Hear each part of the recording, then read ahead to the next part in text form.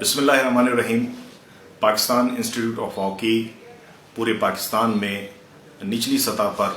Hockey की बहाली और फ़रोग़ के लिए जिस अंदाज से काम कर रही है, आप तमाम हज़रात उससे बखूबी वाकिफ़ हैं।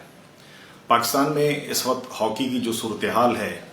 हम वर्ल्ड कप से महरूम हुए, हम ओलंपिक से महरूम हुए, हत्ता कि world cup, Olympic, champions trophy, Azlan Shah hockey tournament और ये दुनिया के तमाम बड़े टूर्नामेंट्स में शिरकत से भी महरूम हुए।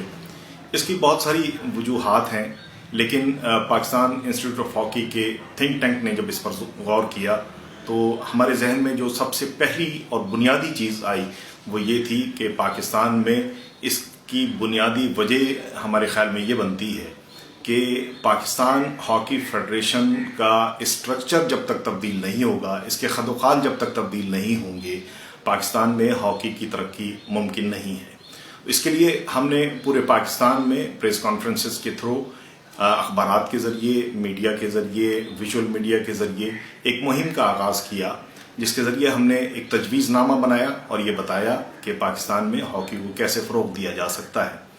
इसका एक अहम और बुनियादी जुज़्व ये था कि पाकिस्तान में हॉकी फेडरेशन जो इस वक्त कस्टोडियन है हॉकी की, उसके खदोखाल तब्दील किए जाएँ और वो इस अंदाज से तश्कील दी जाए कि इसमें टेक्नोक्रेट्स,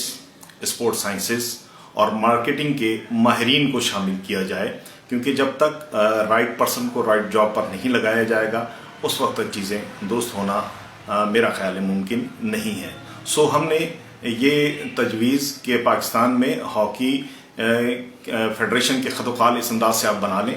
कि मार्केटिंग, टेक्नोक्रेट्स, स्पोर्ट्स साइंसेस, ये तीन कैटेगरीज पर मुश्तमिल पाकिस्तान हॉकी फेडरेशन तश्कील दी जाए। इसके अलावा दूसरी तजवीज़ हमने ये दी कि पाकिस्तान हॉकी फेडरेशन का जो मरकज़ी दफ्तर है, जो इस वक्त लाहौर में पंजाब स्पोर्ट्स बोर्ड के हॉकी स्टेडियम में मौजूद है, उसे कराची मुंतकिल किया जाए। ये लिसानी बुनियादों पर हमारा मुतालबा नहीं है, बल्कि इसके पीछे तकनीकी वजूहात हैं और इसमें दो बड़ी मजबूत वजूहात ये हैं कि चूँकि कराची में तमाम मल्टी नेशनल कंपनीज़ और बैंक्स के सदर दफातर मौजूद है जहाँ से हमें स्पॉन्सरशिप मिल सकती है।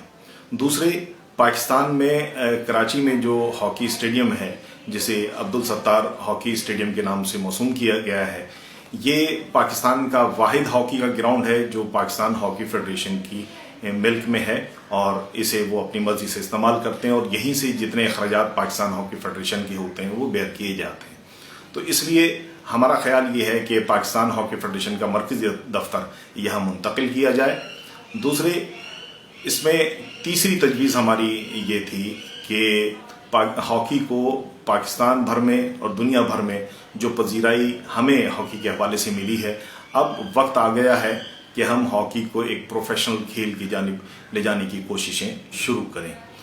हमारे ओलंपियंस और इंटरनेशनल खिलाड़ी हमारे लिए बहुत मोहतरम हैं, बहुत काबिल इज़्ज़त हैं और इन्होंने अपनी मेहनत से, अपने खेल से पाकिस्तान का नाम बुलंद किया, पाकिस्तान का परचम बुलंद किया और यहाँ तक कि उन ममालिक में पाकिस्तान को रोशनास करवाया कि जहाँ पाकिस्तान के नाम से कोई शख्स वाकिफ़ नहीं था।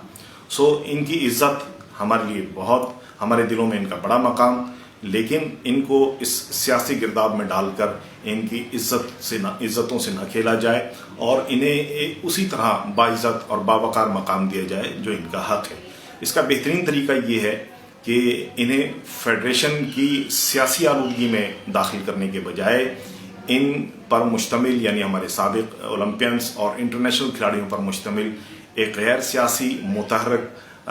थिंक टैंक बनाया जाए, जिसकी तजावीज़ और मुशावरत की रोशनी में पाकिस्तान हॉकी फेडरेशन अपना भरपूर लाएअमल तैयार करे और उस पर अमल करे। ये हमारी तजावीज़ हैं जो हम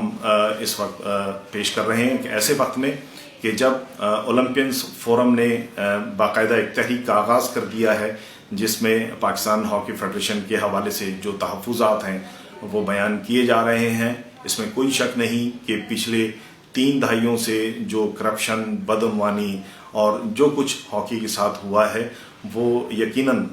हम हर मुहिब वतन पाकिस्तानी के लिए तशवीश का बाइस है اور ہمیں اس پہ غور بھی کرنا چاہیے، اس کے لیے کام بھی کرنا چاہیے، لیکن ہمیں اس میں ضروری نہیں ہے کہ ایک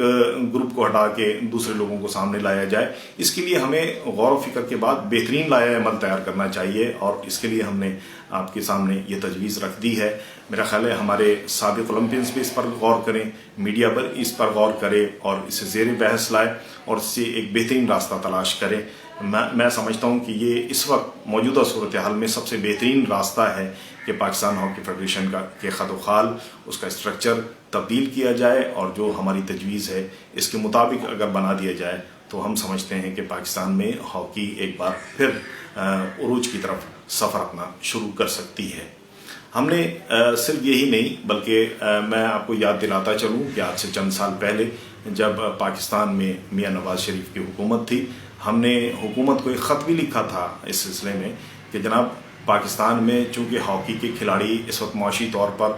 بہت بدحالی کا شکار ہیں، اس لیے ان کی مدد کی جائے، ان کو معاشی طور پر مضبوط کیا جائے، کیونکہ جب تک معاشی طور پر کھلاڑی مضبوط نہیں ہوں گے یقینی طور پر ہم یہ سمجھتے ہیں کہ وہ پوری توجہ کے ساتھ اس کھیل پر توجہ نہیں دے سکیں گے۔ اس لیے ہم نے اس خط میں باقاعدہ یہ تحریر کیا اور مطالبہ کیا کہ پاکستان ٹیم میں جانے کے بعد ہر کھلاڑی کے لیے سرکاری ملازمت کا یقینی طور پر بندوبست کیا جائے، اس کے علاوہ انہیں کم از کم 200 گز کا گھر بنا کر حکومت کی طرف سے گفٹ کیا جائے، اور تیسری جو سہولت ہے یعنی